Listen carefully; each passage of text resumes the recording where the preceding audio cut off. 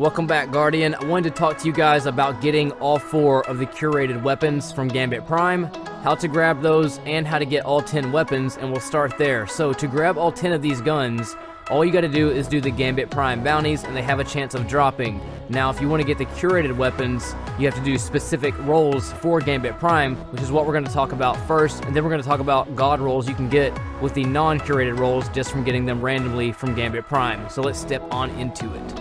First off, the bug out bag. So it has multi-kill clip, which means reloading it grants a damage based on the number of rapid hits beforehand. So if you do an entire clip and kill an enemy, it'll do more damage than if you only did like half a mag and killed an enemy on the next clip. So the more bullets you put into an enemy, the more damage basically. So overall, that'd be a great gun, but I think another option would be Grave Robber and Swashbuckler.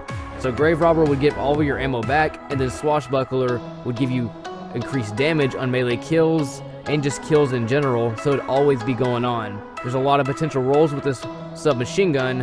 I just think that would be the more ideal one in my opinion over the multi-kill clip, because I think it would just do overall more damage most of the time. It also goes hand in hand with a great build option as well, such as enhanced impact induction, so overall it just kind of revolves around the whole playstyle that a submachine requires you to do.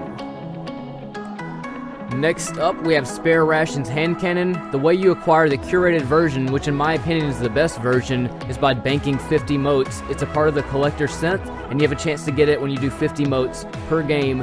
Any of these you can only do once per game, so you can't go do the invader one, do the mote one, or whatever. You gotta pick and choose the role that you want to do and play that role very well, which I'm kind of glad that Bungie did that, because it actually forces you to play a specific part if you want to get rewarded for what you're trying to get in the game, basically, which is weapons. So it's kind of awesome to have that, as well as get 7 cores if you delete it. So there's a lot of grinding by owning your role.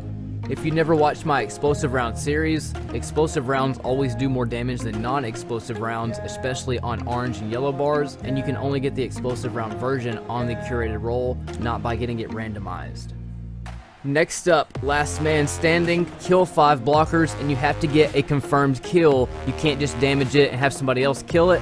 You can also do this by killing 4 and then an invader that first invades, and it should still proc for you. But as far as god rolls with this is pretty much a god roll for PvE.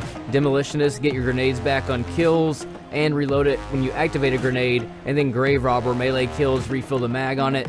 There is a lot of other cool perks you can get with this, such as the 1-2 punch.